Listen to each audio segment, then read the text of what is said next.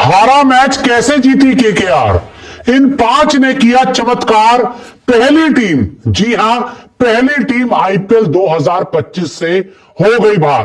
तो मुकाबला खेला गया कोलकाता नाइट राइडर्स और सनराइजर हैदराबाद के बीच, और इस मुकाबले में एक ऐसा चमत्कार हुआ जिसकी उम्मीद शायद आपने भी नहीं की थी और मैंने भी नहीं की थी, क्योंकि एसआरएच, मजबूत एसआरएच को केकेआर ने हराया नहीं है, उड़ाया है। और वो भी एक समय जब केकेआर इस मैच में पूरी तरह से खत्म लग रही थी, लेकिन वहां से शानदार कमबैक हुआ और केकेआर ने इस मुकाबले को जीत लिया। लेकिन जीता कैसे, चमत्कार कहां हुआ, वो आपको बताते हैं, क्योंकि वो आप लोगों के लिए जानना बहुत जरूरी है। देखिए, 13वें ओवर में केकेआर के 106 रन बने थे सिर्फ, और 4 विकेट गिर चुके थे।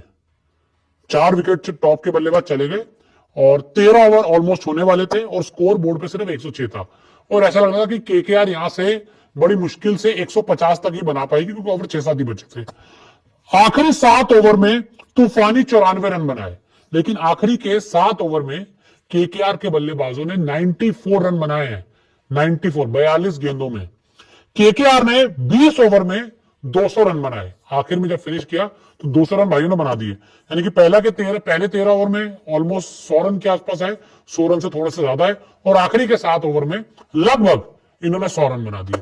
और यहीं से कोलकाता नाइट राइडर्स का इस मैच में जोरदार कमबैक हुआ।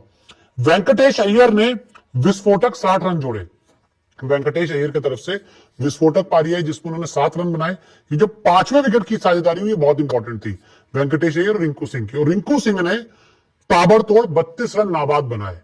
एक छोर अय्यर ने संभाला, दूसरा छोर रिंकू ने संभाला, और इन्होंने एसआरएच के गेंदबाजों का हाल बुरा कर डाला। बहुत मारा, धागे खोल दिए।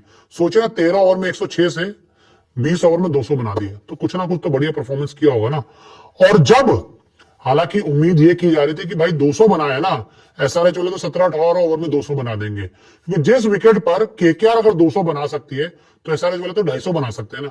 लेकिन 250 छोड़िए, ये बेचारे 150 के आसपास ही इनका जो मामला था वो पूरी तरह से खत्म हो गया।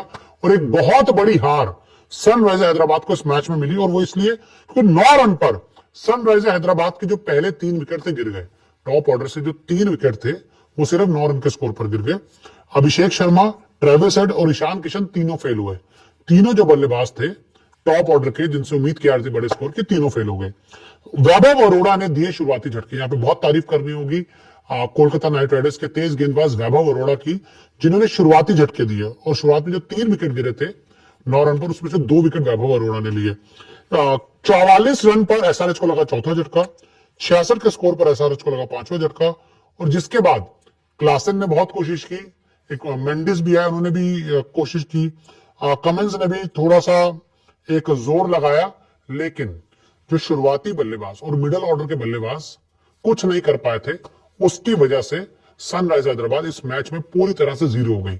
हालांकि मैं आपको बता दूं कि अगर एसआरएच के बल्लेबाज अच्छा खेलते, शुरुआत में अच्छे रन बनाते, तो वो 200 रन, 1 रन बना सकते थे। इस मैच में केकेआर को हरा सकते थे। केकेआर ने कोई बहुत बड़ा स्कोर नहीं बनाया था, लेकिन आखिर में वही हुआ, एसआरएच के बल्लेबाज मारा के चक्कर में खुद ही मर गए और केकेआर को इस मैच में जीत मिल गई। और इस मैच में जीत के साथ ही केकेआर ने तो पॉइंट टेबल में छलांग लगा ली है, और वो अगर मैं आपको बताऊं टॉप 5 में आ गई है। लेकिन जो सनराइजर हैदराबाद है वो 10वें नंबर पर चली गई है। और अब यहां से एसआरएच धीरे धीरे से इस रेस से, आईपीएल 2025 के प्लेऑफ के रेस में जाने से बाहर होती जाएगी। और अगर आगे वाले मैचेस नहीं जीती तो पूरी तरह से एंड हो जाएगी।